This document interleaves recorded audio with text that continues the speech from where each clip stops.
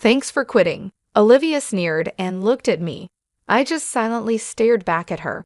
It's about cutting labor costs. We don't need someone who exploits overtime pay at our company. Jerry seemed pleased too. A week later, I kept getting calls from the company. Hello, I answered. The president spoke. Who exactly are you? I laughed mockingly at his words. I am Nicole Wallace. I'm 57 years old. I've been working at this company for 35 years since graduating from college. Our company is staffed with administrative scriveners, social insurance labor consultants, and tax accountants handling clerical work for our clients. This is especially popular with company presidents who run their businesses alone. These presidents are busy with sales and lack the time for clerical work, so our company takes care of it for them. I belong to the tax department. I got my bookkeeping and tax accountant qualifications during my school days, and that's why I joined this company. Now I'm managing 41 clients, which keeps me quite busy. Even though a part-timer handles the accounting entries, it's still overwhelming. But I can't show any weakness. Our clients are all long-term relationships, and many of them have had their fair share of hardships. Seeing them face adversity, I feel I can't lose either. So here I am in front of my computer again today. Lately, I've been troubled. Jerry and Olivia have been harassing me. Jerry, 6 years younger than me, is the head of the tax department.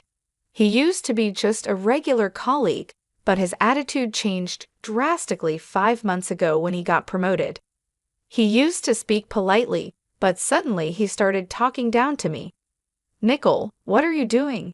You've got some nerve slacking off during work hours. He's always either sarcastic or complaining. I'm looking at documents for tax-saving strategies for our clients. When I talked back, Jerry stayed calm. Just check the manual for that. Don't do anything unnecessary, and if you end up working overtime, don't expect to get paid for it, he said, glaring at me. Unable to respond, I heard Olivia, Jerry's assistant, say, Nicole, you should work more efficiently. At this rate, you'll never finish. That's why you're still a regular employee. Olivia laughed mockingly. I was the first to be offered the promotion to department head, but I declined. Becoming the head meant more time for management and less for client interaction. It was an internal offer, so Jerry and Olivia didn't know about it. I'll make sure to complete my regular duties as well, I managed to say. Still, Jerry and Olivia's harassment continued. You're increasing overtime again. What a waste of overtime, Jerry's angry voice echoed today. Nicole, cut it out. Your constant overtime is dragging down the whole tax department's performance, Olivia sighed. The reason for yesterday's overtime was simple. Jerry had accumulated a month's worth of declaration forms to be filed by the end of the month. After work yesterday, Jerry suddenly said, "Take care of these," and left several client files on my desk. I turned pale when I saw the files. Wait, these all have deadlines this month, right? I asked in confusion, but Jerry was already packing up at his desk. I'm heading out. Take care, he said, and quickly left the office. Good luck, okay? Olivia followed Jerry out, laughing mockingly. Unbelievable. I sighed and opened the client files left on my desk. Some of the files were Olivia's responsibility. I sighed even deeper. I knew why Jerry was harassing me. They wanted me to retire quickly. I have more experience and deeper knowledge in taxation than him. So other members of the tax department come to me with their questions instead of Jerry.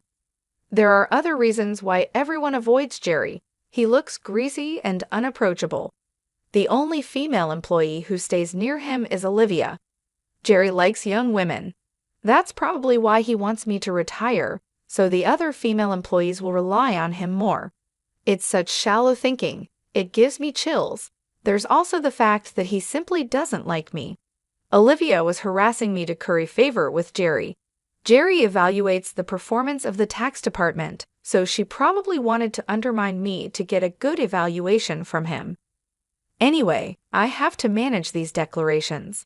I have to prepare the tax declarations for my assigned companies, but it looks like I won't finish today's work either. If I try to claim overtime, I'll just get complaints from Jerry and Olivia. So I resigned myself to unpaid overtime. Then, one day, I was suddenly called to the president's office. Our company had just had a change of president. The original president's father had been managing the company since it was founded, and he had recently handed it over to his son. The son had always worked at another company and wasn't fully familiar with ours, but he had to take over because his father had suddenly fallen ill. "Excuse me," I said as I entered the president's office. I noticed Jerry and Olivia there, both with unpleasant smirks on their faces. "Why are Jerry and the others here?" I muttered quietly so no one else could hear. In this tense and strange atmosphere, the president spoke. "Nicole, we'll need you to resign by the end of this month." "Excuse me? What do you mean?" I asked, my mind spinning. "I heard from Jerry and Olivia that you've been overbilling for overtime. Other members of the tax department have only about 16 hours of overtime per month, but Nicole, you're already over 83 hours. Don't you find that odd? Jerry and Olivia have 0 overtime this month. Impressive, right?" The president looked at me sternly. The reason my overtime was so high this month was that I was doing Jerry and Olivia's work.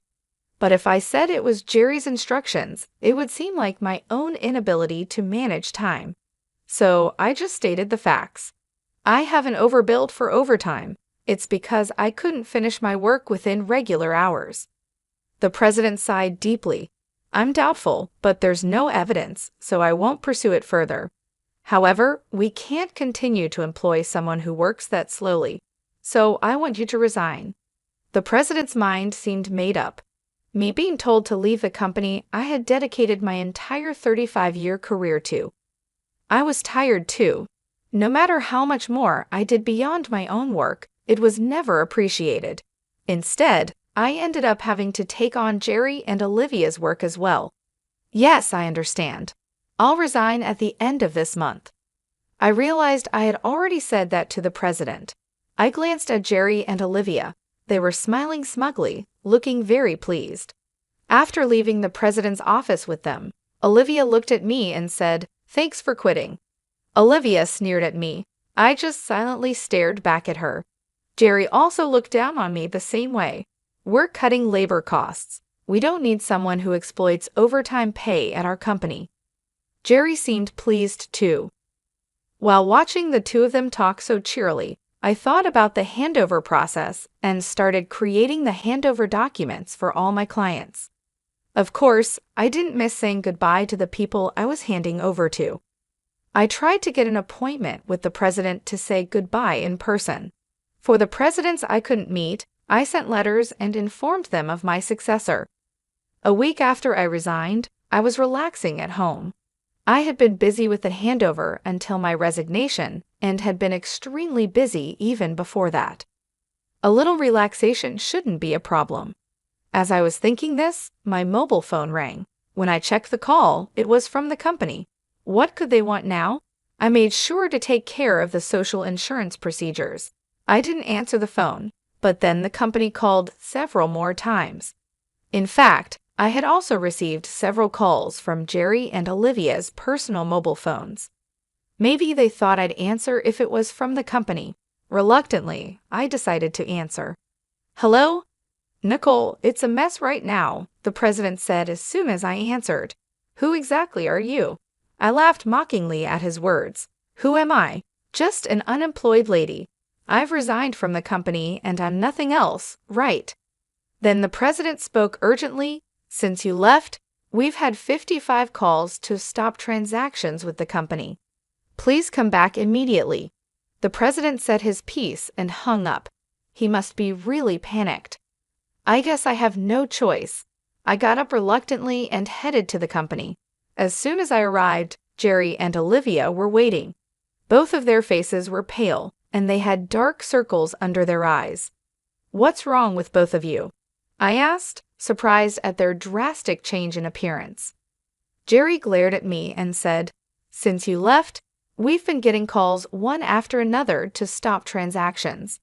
Not just from your clients, but from prospective companies we were planning to introduce. What did you do? Olivia also looked at me with suspicion. I never thought Nicole would do something so underhanded. I'm truly disillusioned. The reason they both looked so haggard was probably due to dealing with the cancellations. I hadn't done anything to the clients, but I had a guess why they were canceling their transactions. Well, the cancellations might be unavoidable this time, I muttered. Jerry yelled, "So you did do something, didn't you? Get to the president's office now." He then took me to the president's office. "President, I brought her," Jerry declared forcefully as he opened the door. Olivia followed in a hurry. "Oh, I've been waiting," the president said, looking me in the eyes. Jerry accused me like I was the culprit. "It appears that Nicole was involved in the cessation of transactions with our clients.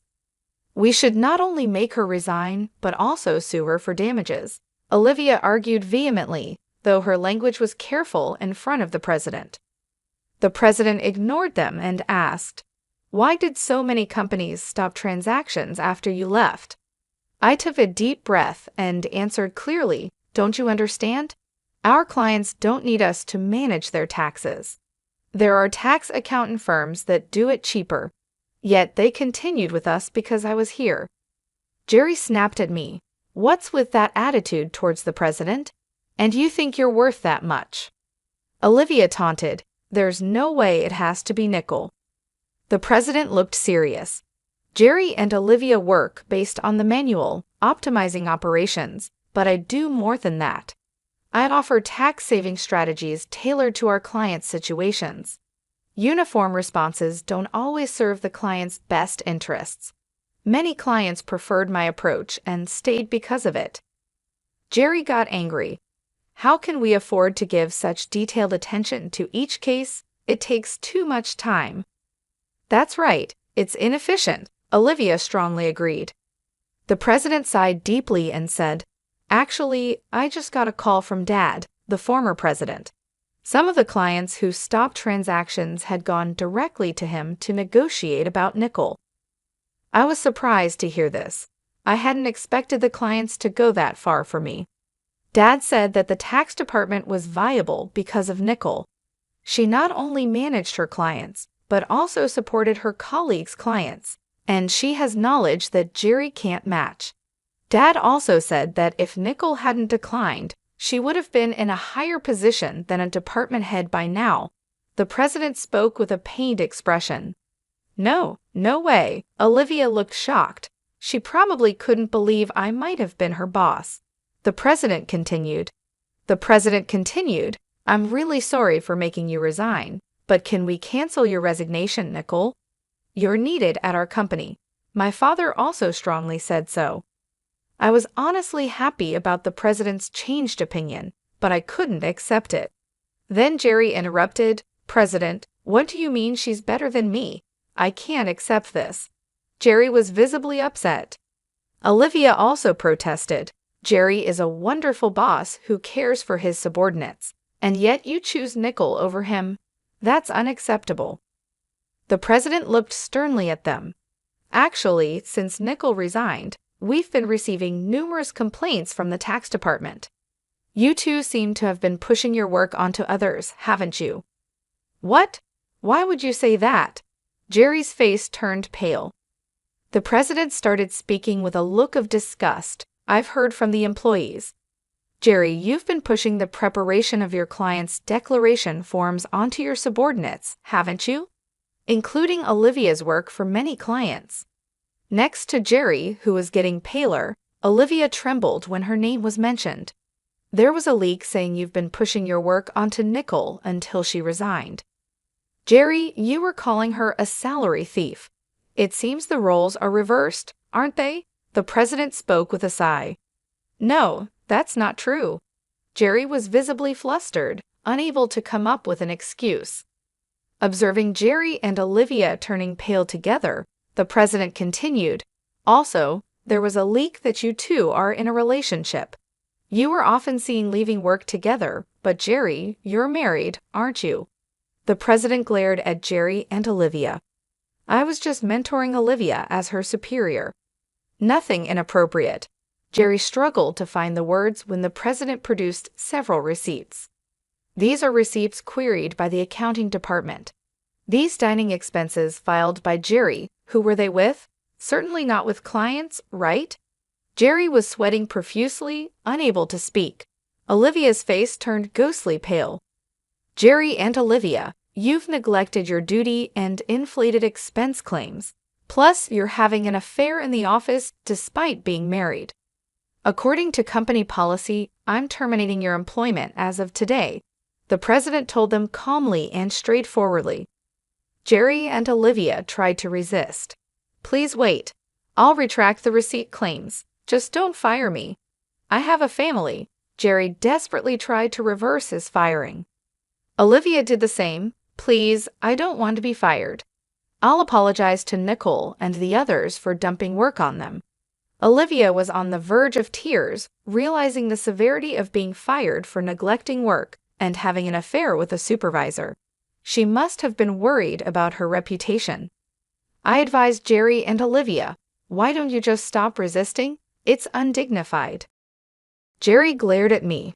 Shut up. What would a single person like you understand? I sighed and said, Jerry, you were the one who got me fired. It's just karma. What goes around comes around. Why don't you take some responsibility and reflect a bit? Damn it, Jerry looked frustrated. Olivia bit her lip. I haven't reported this yet, but there's more to Jerry and Olivia's misconduct. Should I share more details? I asked the president with a smile.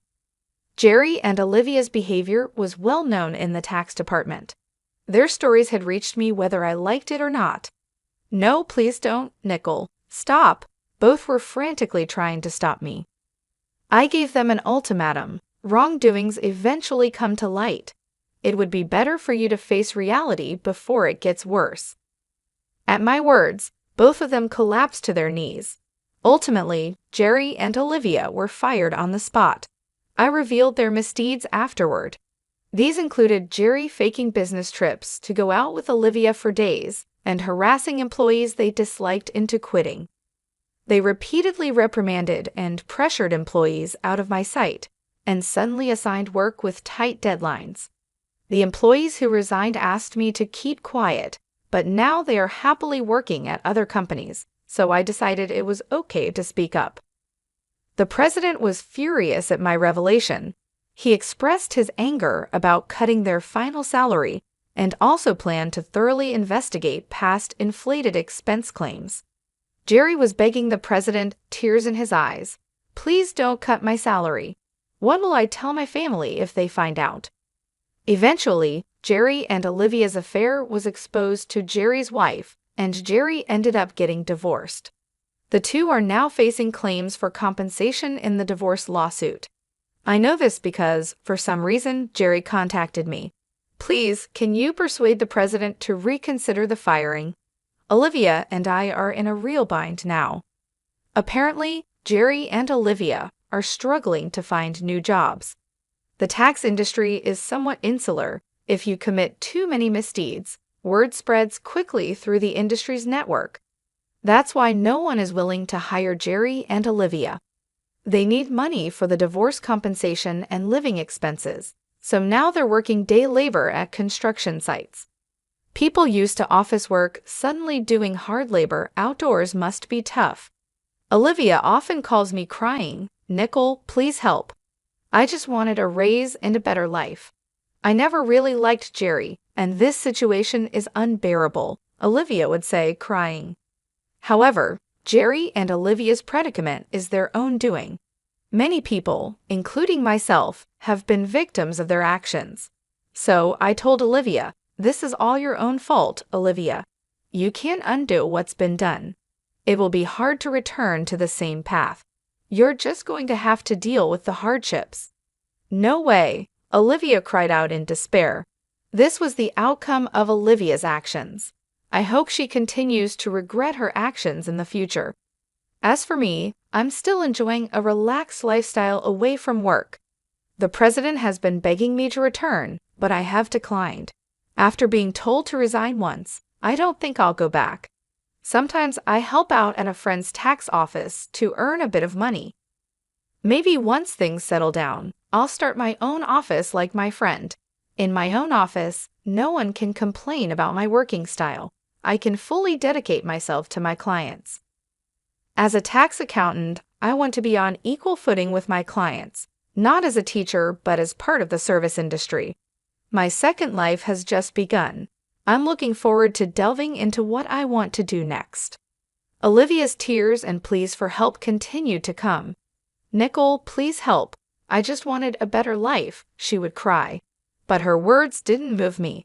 The memory of the stress and harassment I endured because of her and Jerry was still fresh in my mind. "Olivia, you made your bed, and now you have to lie in it," I would tell her. "You can't expect sympathy when you showed none to others." "But it's so hard," Olivia would sob. "I never imagined it would turn out like this." "Actions have consequences," I replied. "You and Jerry brought this on yourselves. You can't go back and undo it. Now you have to face the results of what you've done." Olivia's cries of despair were the echoes of her own choices. It was a harsh lesson, but one she needed to learn. As for me, I found peace in my new routine. Helping out at my friend's tax office was rewarding. I enjoyed the work without the toxic atmosphere Jerry and Olivia had created. The president's requests for me to return became more frequent. "Please come back, Nicole. We need you," he would say. "I'm sorry, but I can't return," I would reply each time. "I appreciate the offer, but I've moved on." Starting my own office became a clearer goal each day. In my own space, I would set the rules. No more dealing with unfair treatment or office politics.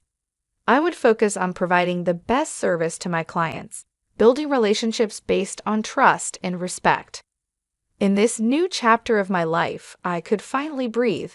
I felt lighter, free from the burdens of the past. My days were filled with purpose, and my nights were peaceful, free from the anxiety that had once plagued me. Looking forward, I saw endless possibilities. I could expand my skills, take on new challenges, and build something of my own. My second life was just beginning, and I was excited about the future. No longer weighed down by the negativity of my old job, I could now fully embrace the opportunities ahead. As I planned my new business, I remembered the support and trust my clients had shown me. They were the reason I continued in this field. Their belief in my abilities was the foundation of my new venture. With them in mind, I knew I would succeed. My journey had been tough, but it had made me stronger. Now I was ready to turn the page and start a new chapter.